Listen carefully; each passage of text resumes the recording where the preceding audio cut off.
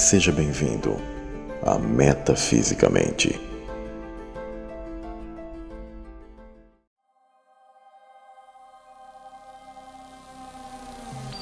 Fala pessoal, aqui é o Samuel Benini e este é um dos vídeos mais importantes que eu vou estar fazendo, pois ele fala de algo que o Eterno, do qual Deus, em sua misericórdia, Ele revelou a minha pessoa, e esse é um tipo de conhecimento que, de certa maneira, sábios antigos que estudavam a cultura hebraica tinham também um conhecimento. Há muitos segredos maravilhosos nas escrituras, e para que vocês tenham uma noção, as letras no hebraico, elas possuem mensagens lindas para aqueles que amam procurar essas pedras preciosas que eu entendo que Deus ele deixa para aqueles que o amam e que querem entender a profundidade dos mistérios dele. Eu quero falar sobre viagens no tempo na Bíblia.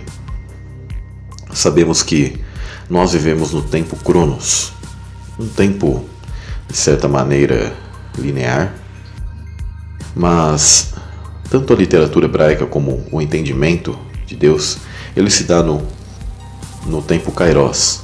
Eu chamo de Kairosfera. E nós estamos na Cronosfera. O tempo dele é atemporal. O passado, o presente e o futuro se fundem. Eles estão dispostos diante do Todo-Poderoso, de maneira que ele transita entre tudo isso. Então, como eu já disse até num outro jornal metafísico, que é esse tipo de formato de estudo que eu faço de uma maneira um pouco mais pessoal com vocês, que nós estamos dentro de um espaço-tempo, né, em que as coisas realmente ocorrem no mundo espiritual primeiramente, para que depois ocorram nesse mundo. E esse mundo, ele é como um grande programa vivo do Todo-Poderoso, para que nós possamos ter nossa interação. Então vamos começar esse estudo. Os segredos do 4, do 40, do 400 e do 4000. Existem segredos nos números bíblicos que envolvem o 4. No hebraico antigo não existiam números. Eles usam letras para descreverem os números. A letra para descrever o número 4 é o Dalet. Assim como o número 40 no hebraico é a letra Men. Após Babel, surgiram muitos idiomas e nós podemos ter a nossa letra D equivalente a esse Dalet. No grego, por exemplo, era o delta, a letra delta. Então, a gente passando a estudar o significado dessas letras na cultura israelita, a gente percebe que cada letra também possui um significado à parte. Cada letra remete a uma palavra. Não é como no português que o A, o B e o C são letras isoladas e que elas não possuem significado em si, a não ser que tenham alguma simbologia atribuída a ela, alguma simbologia externa a essa letra. Então a letra Dalet em hebraico tem significado com porta, portão, portal. E a letra Men significa águas. O interessante é que, quando nós analisamos portal e águas e estudamos a cosmologia antiga, pois a cosmologia ela não é como a astronomia de hoje nos informa, mas ela é diferente, onde o nosso mundo foi criado em um universo aquático, dos quais os egípcios chamavam esse líquido cósmico de Nun. E nós estamos entre essas águas, as águas primordiais. Os hindus também tinham esse tipo de conceito, e os hebreus possuíam o mesmo entendimento. Esses povos, entre outros, como os astecas, nas suas cosmologias, conheciam essas águas primordiais, porque na verdade elas estavam falando de algo que os próprios hebreus conheceram, e que é a revelação inspiradora de Deus. E que essas são águas, e essas são as águas do qual o Todo-Poderoso controla, assim como o seu Filho, por isso ele caminha sobre as águas. Essas águas elas fazem parte da própria cosmologia e do corpo do Eterno. Essas são as águas da vida que ele nos dará de beber. O mundo possui passagens e essas passagens são águas. E o mais interessante é que o homem não inventa nada. Tudo o que supostamente o homem cria, na verdade, já é algo existente. Nós vemos nos filmes de Hollywood portais e locais de acesso onde pessoas realizam viagens e são sempre mostrados como uma espécie de líquido viscoso, né? Como se fosse água. E também nesses filmes são mostradas viagens no tempo. As pessoas não imaginam que para Deus não existe tempo e que nós estamos para Ele tanto no passado, no presente e futuro. E Ele tem o passado, o presente e o futuro, dos quais estão inseridos em uma só aliança. A aliança é o grande símbolo da eternidade, onde o passado, o presente e o futuro se tocam. E Deus vive fora do tempo, na cairosfera, então não possuindo limites. Já nós vivemos na cronosfera, num tempo limitado. Então eu vou estar comentando sobre os portais de águas, os portais de tempo, codificados dentro da Escritura, relacionado ao número 4, ao 40, ao 400, ao 4000. E existem outros números também, que têm símbolos muito perfeitos em relação à plenitude e etc. Então, existem segredos no 4. O Sol e Lua, eles são marcadores de tempo e foram feitos no 4º dia da criação, o que coloca em xeque toda a teoria do heliocentrismo. O Big Bang, uma terra esférica flutuando no espaço vazio, né, no vácuo, que segundo a astronomia moderna primeiro teve uma explosão para depois haver as estrelas, para depois de muitos e muitos bilhões de anos surgir a Terra, e depois veio e surgiu a água, para surgir a vida e a evolução, e aquele blá blá blá que a pseudociência nos coloca. Essa é uma espécie de trindade satânica da pseudociência, que é o Big Bang, o heliocentrismo e a evolução. E vale lembrar que a Terra ela é um plano multidimensional, estacionária e recoberta por um firmamento. Deus ele não revelaria algo incorreto e não inspirado para os profetas, mas ele revelou como o mundo é. E alguém que não consegue aceitar isso é porque a mesma está negando a própria Bíblia. A evolução é outra mentira, tá? Deus ele criou o homem com um propósito nessa terra, para que o homem viesse aqui e passasse pela vida para realizar uma escolha entre bem e mal. Então o Sol e a Lua foram criados no 4º dia, e isso tem a ver com o tempo. No dilúvio chove por 40 dias e 40 noites. E segundo o relato bíblico, as comportas do firmamento se abrem, e essas águas primordiais começaram a cair aqui. E há reações químicas e descargas de plasma e relâmpagos. E era uma água fervente, pois segundo a cultura hebraica, o dilúvio teve uma água fervendo e não era uma água comum. As fontes dos abismos se abriram e jorraram para cima, parte do firmamento se rompeu. Mas a questão é que houve uma quebra dimensional da nossa bolha temporal. Nós estamos contidos dentro de um espaço-tempo, do nosso mundo que nós estamos. E esses 40 dias e 40 noites significam que a arca ficou sobre as águas do oceano primordial, até que essas águas baixassem e o mundo conseguisse ter uma posteridade dali.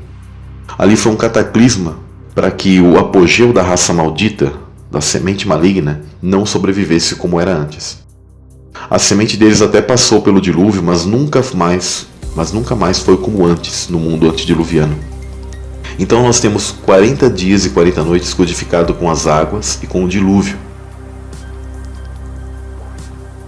E o dilúvio também é um símbolo de batismo, de imersão, de contato com essa água.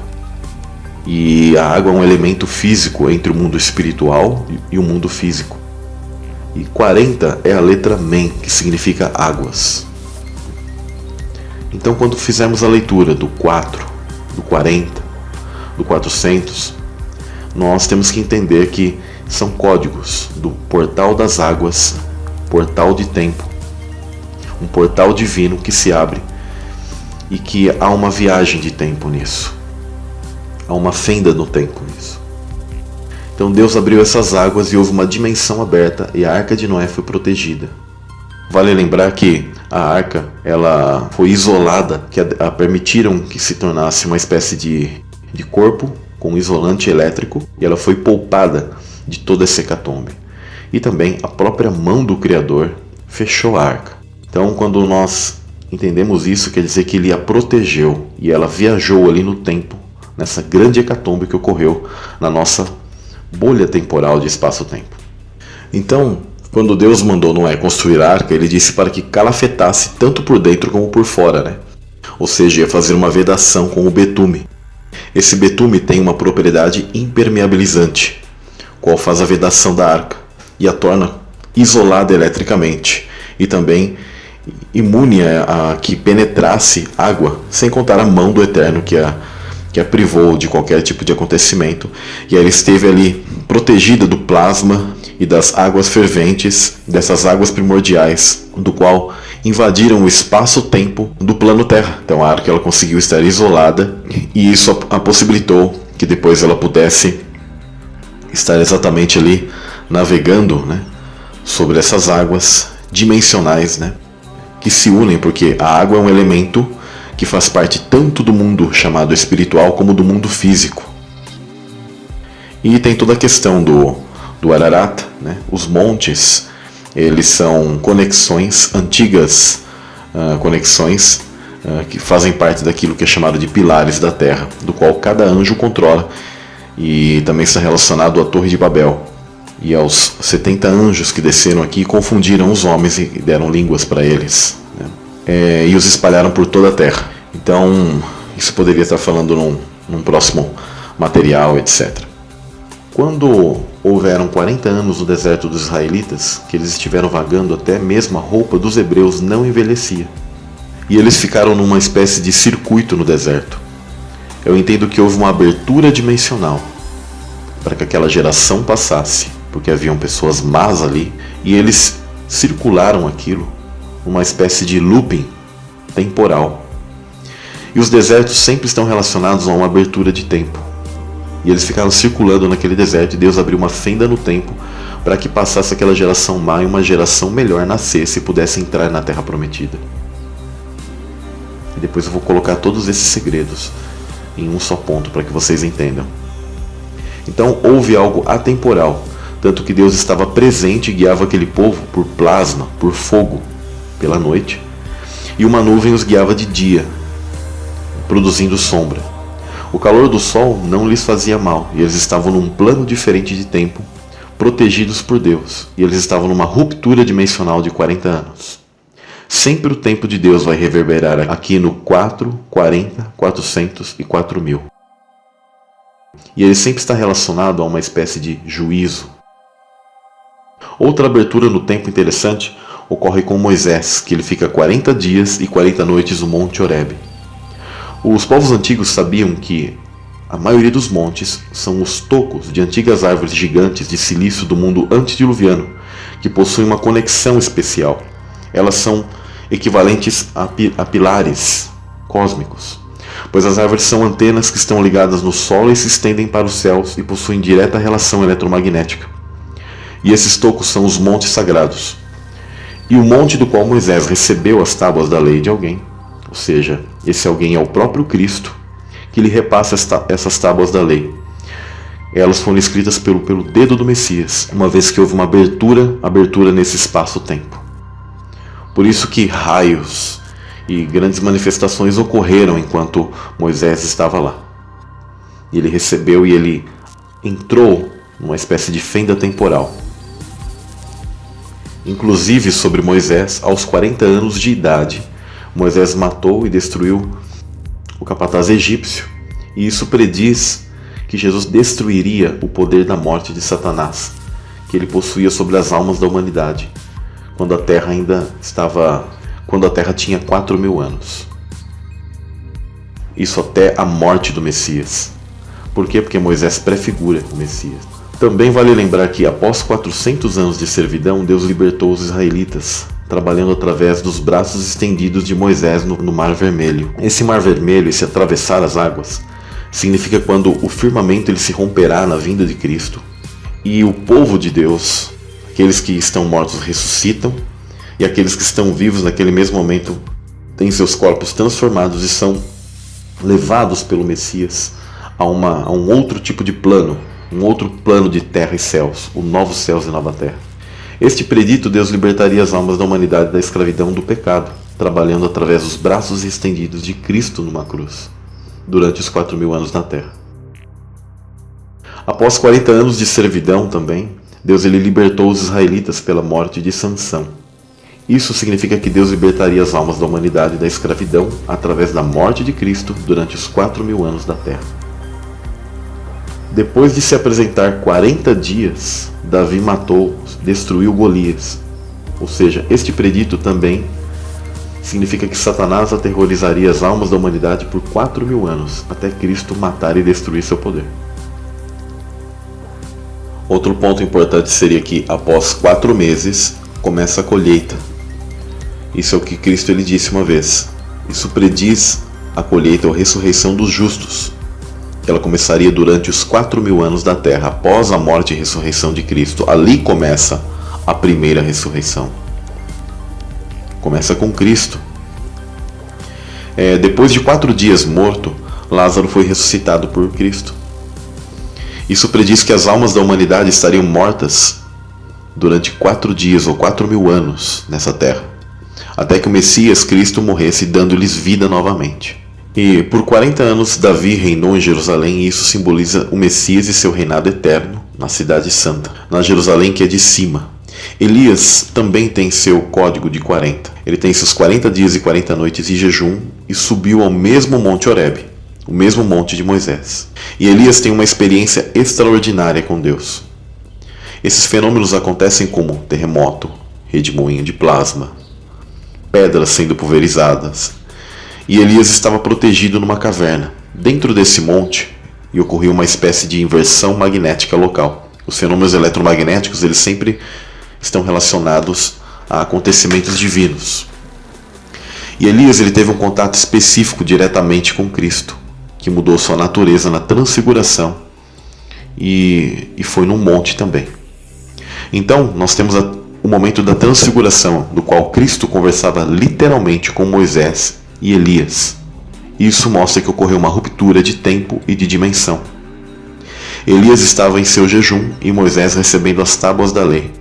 Ambos estavam conversando, ou seja, Cristo num monte. Note que sempre os montes, ou seja, esses vínculos como pilares cósmicos, estão vinculados a isso.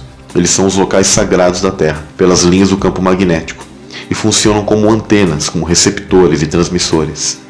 E por sua vez, conectam a portais. Não se sabe exatamente qual seria esse monte que Cristo ele teve essa experiência da transfiguração, mas ele tinha uma conversa específica com Moisés e Elias, e aquilo não foi um holograma ou uma simples visão do qual Cristo estaria conversando com uma imagem apenas, mas sim um contato real. Elias e Moisés estavam vivos e atravessaram o tempo, atravessaram via portais o espaço-tempo e contataram a Cristo. Por isso o código do 40. Depois Cristo ressurreto, ele fica aqui 40 dias com os discípulos e aparece para muitos. Posteriormente ele ascende para o reino do Pai.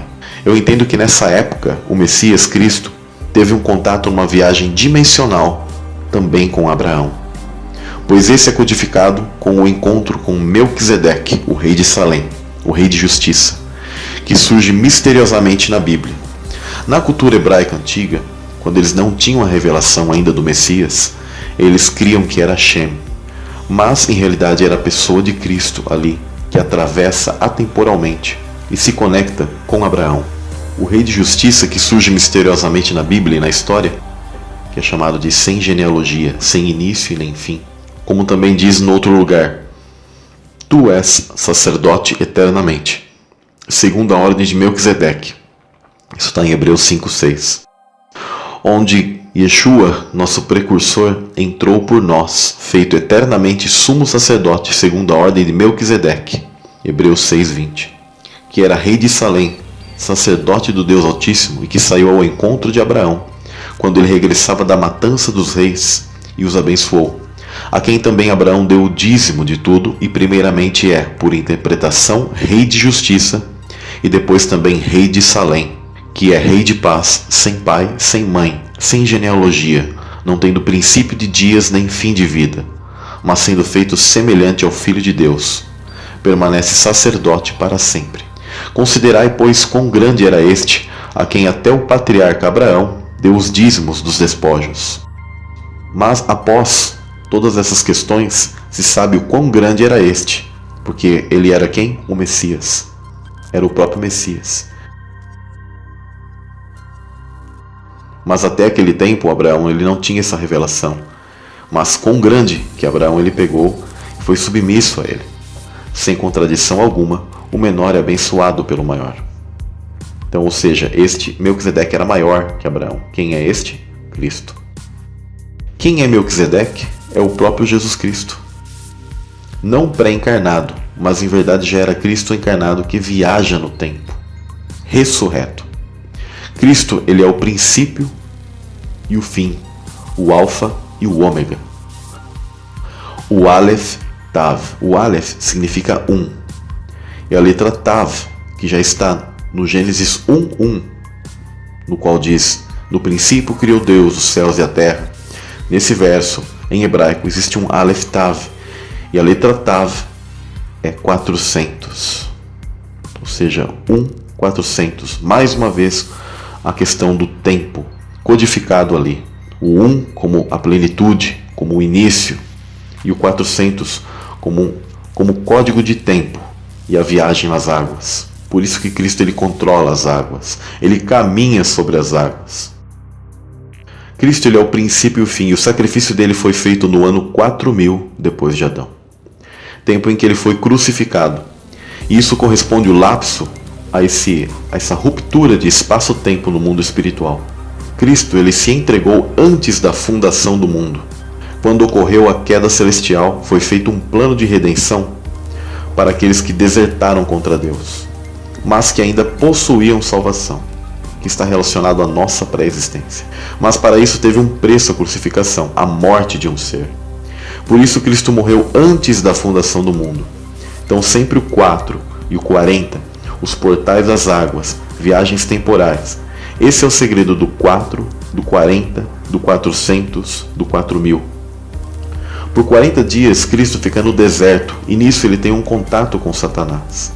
Aquilo não foi só uma luta na mente de Cristo, mas ele teve um contato literal com a entidade, em que houve algo dimensional, uma abertura dimensional, e ali foi feito um desafio, a tentação. Então o 4 alude a uma preparação, a um tempo e uma passagem de viagem entre tempos, onde transcende o passado, presente e futuro. O tetragrama de Êxodo 3:14, que eu entendo como o tetragrama pleno, em primeira pessoa, que o Criador coloca para si o verbo ser, o nome de Deus ele está codificado com passado, presente e futuro. E se traduz geralmente por tornar-me-ei, ou eu serei no futuro, mas ali está eu fui, eu sou e serei. Quando Cristo ele diz eu sou, os fariseus se revoltaram e perguntaram: como você pode ter existido antes de Abraão? Se ele é o Melquisedeque, né? Eles não entendiam sobre o Filho Divino de Deus, anterior a Abraão, e como rei de justiça e rei de Salém. Salém tem a ver com Jerusalém. E da mesma maneira que ele compartilhou com os discípulos pão e vinho, que simboliza a comunhão de carne e sangue, e Cristo ele quer ter comunhão com aqueles que são dele. Então Satanás ele pediu para que Cristo transformasse as pedras em pão. Então ele buscou ter uma espécie de comunhão com o Messias. Mas Cristo ele jamais faria isso. Embora ele tivesse total poder para fazer, porém jamais Cristo teria comunhão com Satanás. E aí poderia adentrar em num conhecimento, mas fica para um outro vídeo, para um outro material, sobre como Satanás também mostrou a Cristo todos os reinos da terra. Continuando, Felipe, que batizou ao eunuco etíope, teve uma viagem dimensional para outra cidade após sair da água. E quando saíram da água, o Espírito do Senhor arrebatou a Felipe, e não ouviu mais o eunuco. E jubiloso continuou o seu caminho. E Felipe se achou em Azoto, e indo, passando, anunciava o evangelho em todas as cidades até que chegou a Cesareia. Atos 8, 39 e 40. O próprio batismo é uma aliança de espaço-tempo, em que a pessoa, o seu espírito, quando ele recebe o contato com a água, ele tem uma espécie de viagem atemporal, que se conecta com o teu ser em realidade, que está com Deus. O nome de Adão, Adão, significa humanidade, o homem. São 3 letras, Aleph, Dalet e Mem. Aleph significa líder, força, poder, primogênito, boi, touro. O Dalet significa portal, entrar, adentrar, entrada. E Mem significa águas, o caos, as águas do caos. Quem é esse touro que foi ao matadouro? Cristo. Quem é este que adentrou na matriz humana? Vale lembrar que do lado de seu corpo que foi cortado, que foi ferido, saiu água. No próprio nome de Adão está codificado a figura de Cristo, que é o líder, que é aquele que entrou pelo portal das águas, ou seja, o sangue, inclusive a letra Dalet. Mas a letra Mem, ela forma a palavra sangue.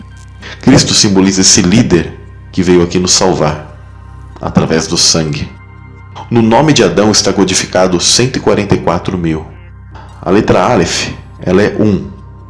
A letra Dalet é 4. E a letra Mem é 40. Então temos ali o código 1, 4, 40. E o próprio Aleph também ele representa 1000. Ele tem a representação, que é a primeira letra do nome de Adão, no alfabeto hebraico. E a primeira letra que remete ao tetragrama pleno de Êxodo 3,14. Esse eu sou em primeira pessoa, da expressão Eriá ou Arraiá, que ocorreu quando Deus fala a Moisés. Em realidade ele diz Arraiá, Xerahaiá, Eriá, Xereriá. Os hebreus sempre escreviam Yod, Re, Vav, Re, que significa o nome do Eterno, mas em uma conotação à terceira pessoa, como também transcrevendo aquele que é em nós e a figura do Messias. Inclusive, a numeração de Êxodo 3,14, ela remete ao Pi, ao número Pi. Adão tem o código de 144 e nós somos a Israel de Deus. Por isso que Cristo ele é a primícia dos salvos, daqueles que vieram aqui, morreram e ressuscitaram. Então Cristo inaugurou isso. Então houveram os cristãos que foram levados como primícias, que são os grandes profetas, e que já adentraram nesse mundo, pois eles fazem parte da primeira ressurreição. E o 1000 ele simboliza a plenitude, e nós estamos relacionados a essa plenitude. No Apocalipse, o 144 é um código que remete ao nome de Adão, de onde veio toda a humanidade, e por isso também vemos a passagem em Apocalipse que fala sobre a grande multidão que nós fazemos parte. E fazemos parte dessa multiplicação. Somos sementes plantadas aqui na base da frequência Fibonacci, que é uma sequência matemática que remete à multiplicação em padrões, o padrão do Criador. O 144 é o 12º número da sequência Fibonacci, sem contar o zero, que tem a ver com a geometria e perfeição de Deus. É algo fractal, geométrico e harmônico, como uma assinatura de Deus na criação. Esse padrão está em toda a natureza como uma sequência de crescimento e tem relação com a perfeição divina de Deus com o povo dele, ou seja, a grande multidão. Nós somos a multiplicação desse 144, desse Adão. E em realidade, o nome de Adão, ele já codifica Cristo, que Cristo é esse verbo, é esse primeiro Adão, é esse DNA do qual nós somos a imagem e semelhança.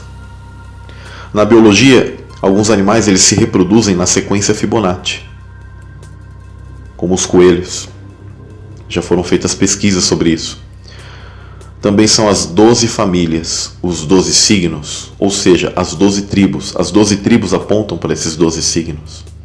12 famílias celestiais codificadas. Os 12 discípulos. Então Deus ele deixou decodificado na criação, na forma humana, nos animais, no campo magnético, nas plantas, em tudo. Então o 144 significa sequência Fibonacci. E aquele que é o Messias que adentra o tempo. Ele entrou pelo portal das águas, pelo portal do tempo, dentro do nosso espaço-tempo. Vocês pararam para pensar como isso é maravilhoso? Então os 144 mil não são apenas um povo restrito, mas eles são as primícias que reinam com Cristo, dos grandes heróis da fé que foram levados no início da primeira ressurreição, que começa com quem? Com o próprio Messias, mas que se multiplica até nós, que somos a grande multidão. Na verdade são as 12 tribos de Israel, que são as tribos celestiais, das quais todos nós fazemos parte, e isso é chamado de signo do zodíaco, que são os portões celestiais, daqueles que aguardam vir a esse mundo. Por isso Deus falou para Abraão: olha para as estrelas do céu, e farei a sua descendência como as estrelas do céu. Pois nós somos essas estrelas. As estrelas, elas são como depósitos de almas vinculados a anjos, a seres espirituais, chamados Benai Elohim. Diz o seguinte: que deveras te abençoarei e grandissimamente multiplicarei a tua descendência, como as estrelas dos céus, como a areia que está na praia do mar. E a tua descendência possuirá a porta dos seus inimigos. E em tua descendência serão benditas todas as nações da terra, porquanto obedeceste a minha voz. Existe mais códigos, pessoal. No nome Davi, no paleo-hebraico, era Dalet, Vav, Dalet, e um dos significados da letra Vav é gancho. Então é um portal ligado a outro portal. E Davi lhe prefigura o Messias. E dentro disso, nós podemos chamar isso de chave de Davi. O que seria a chave de Davi? É algo que Cristo não possuía, mas que conquistou a posse de tal artefato e poder através da sua morte, do preço que ele pagou. Davi começa com a letra Dalet, que significa portal. A descrição da chave é porta, abertura, selos. Está relacionado ao espaço-tempo. E porei a chave da casa de Davi sobre o seu ombro, e abrirá e ninguém fechará, e fechará e ninguém abrirá. Isaías 22, 22. E o anjo da igreja que está em Filadélfia escreve: diz isto, o que é santo, o que é verdadeiro, o que tem a chave de Davi, o que abre e ninguém fecha, e fecha e ninguém abre. Então a chave também está relacionada a tempo. Cristo, após ele ter sido crucificado, ele desce ao Sheol e resgata os heróis da fé. Um dia eu posso também estar fazendo um vídeo do que o que aconteceu com o Messias quando ele foi ao intramundo. E eram cadeias não apenas dimensionais, mas temporais. Então cada vida estava presa num ciclo baseado numa prisão dimensional. Inclusive a prisão dimensional do número 9. Dentro daquilo que muito mais tarde Tesla ele redescobriu, que é um fluxo eletromagnético, o 369. Em todas as culturas antigas, Saturno, que representa Satanás, ou Cronos, como ele é chamado em outras culturas, ele é tido como o senhor do tempo. Ele possuía a posse ele tinha a posse do tempo. O filme O Senhor dos Anéis mostra uma alusão a Saturno, porque Saturno é o que possui anéis. Mostra exatamente Sauron e sua montanha da perdição, um pilar cósmico. Então Satanás ele tinha 9 pedras. Darth Vader, por exemplo, no filme Star Wars, ele possui 9 pedras no peito. Ele simboliza Satanás. Os Vingadores da Marvel retratam Thanos com as pedras, né? E na manopla dele a pedra mais importante é a pedra do tempo, que inclusive é o que é usado, né? Não dando spoiler do filme para aqueles que queiram assistir depois, mas tem relação com o desfecho de toda a trama. Está relacionada ao tempo e a voltar ao tempo. A arma de Saturno é a foice, que é o símbolo da morte, da colheita, do ciclo, do nascimento, do plantio, semelhante a Ouroboros, né? O poder de Saturno, ou seja, de Satanás, era o tempo. Satanás ele consegue esse poder ao vencer a humanidade, ao vencer essa humanidade no Éden e lançar o homem dentro de prisões temporais, tomando a arma do tempo das mãos de Adão. E Davi tomou a cabeça do filisteu e trouxe a Jerusalém, porém pôs as armas dele na sua tenda. Olha que interessante isso. Nesta passagem, Davi, que alude a Cristo, ele derrota o gigante Golias e tomou a arma de Golias como sua possessão. Cristo é o alfa e o ômega, o princípio e o fim. Cristo ele é o Senhor do tempo e ele recebeu essa alcunha pós-ressurreição, ou seja, Cristo ele reconquistou aquilo que nós havíamos perdido. Cristo com essa arma pode viajar livremente no tempo, entrar em cada ciclo temporal e resgatar a cada um dos cativos sob o jugo de Saturno, ou seja, de Satanás, além dele ter aberto o livro selado e dado início à consumação dos séculos. Então o poder do tempo envolvia a guerra pelas almas. Pós-ressurreição de Cristo, com a nova arma que é essa chave de Davi, que nada mais é do que a chave do tempo, os selos foram abertos, e Saturno, ou seja, Satanás, ele perde o controle do tempo. E Cristo, ele amarrou o valente e prendeu Satanás em cadeias eletromagnéticas. Essas entidades, elas possuem um poder muito grande e geralmente esses locais são muito quentes, onde o eletromagnetismo ele perde suas propriedades, né? Que são essas cadeias eletromagnéticas são exatamente os anéis de Saturno. Estou fazendo uma série que se chama Símbolos de um Céu Desconhecido, do qual vou estar descrevendo baseado num canal que chama Thunderbolts Project, mostrando como é o mundo antigo e o pilar cósmico principal do centro da Terra plana, em que a entidade de Saturno, Vênus e Marte estavam alinhadas e eles reinavam sobre esse mundo antediluviano. Após o dilúvio isso se quebrou, e após a vinda de Cristo isso se quebrou mais ainda, porque nem no Sheol Satanás ele tem poder mais. Então a única coisa que nós temos é o presente. O futuro, ele é o ciclo que se encontra com o teu presente. E o que é passado já foi. O passado ele não existe. Ele não existe mais. Ele é apenas uma memória, uma lembrança, podendo sim ser acessado pelo Todo-Poderoso e pelo Messias. Se isso foi tirado de você, está deletado do banco de dados. E todas as alcunhas, os títulos que Satanás um dia teve, Cristo as recebeu. Um dia eu também posso estar fazendo um vídeo falando sobre isso. Os títulos de Cristo e de Satanás. Então, os roteiristas, por exemplo, da Marvel, eles sabem do que eles estão tratando. Então, os Vingadores são a retratação exata dos anjos caídos que foram justamente expulsos do reino celestial e querem vingança. Porém, o verdadeiro vingador é Cristo, que voltará para julgar todo o sangue derramado injustamente. Quem é este que vem de Edom, de Bosra, que veste tintas? Este que é glorioso em sua vestidura, que marcha com a sua grande força? Eu que falo em justiça, poderoso para salvar. Isaías 63:1.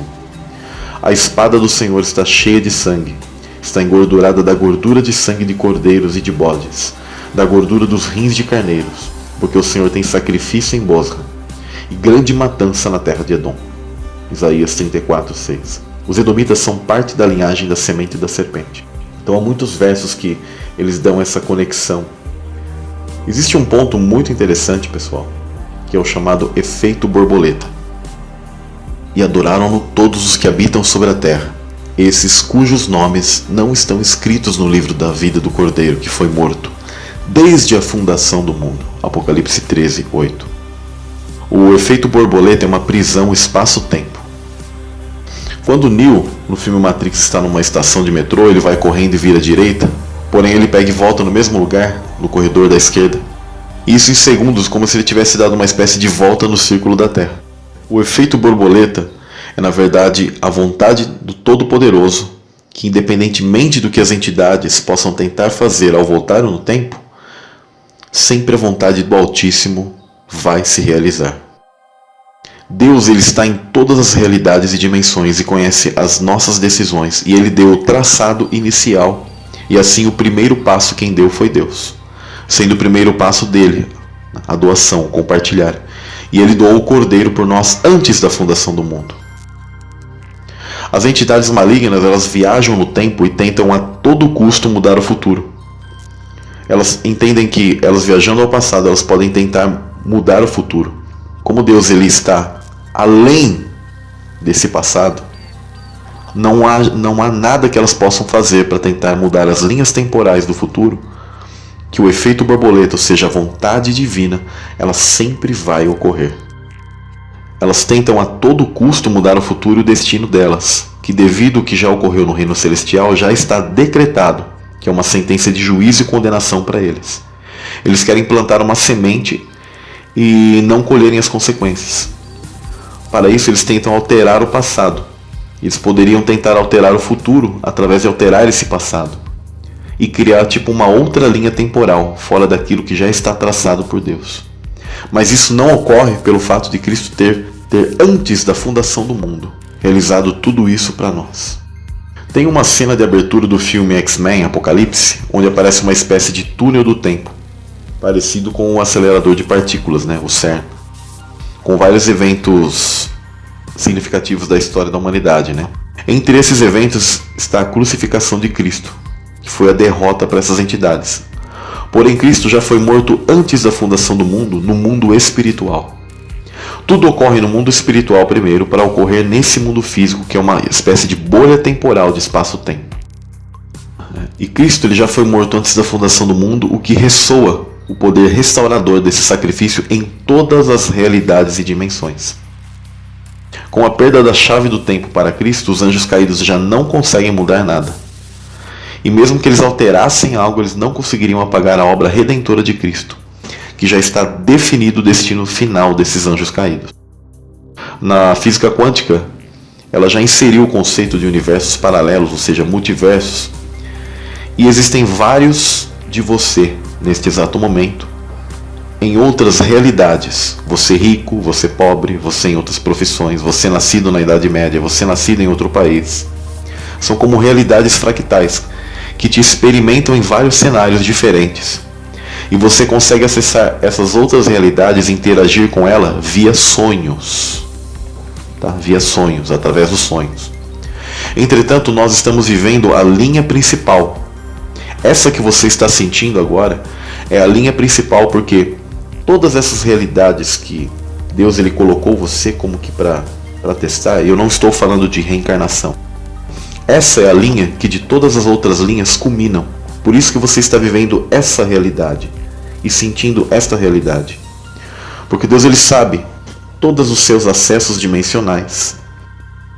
E ele sabe qual é a sua linha temporal que define você em essência. E é essa que você está vivendo.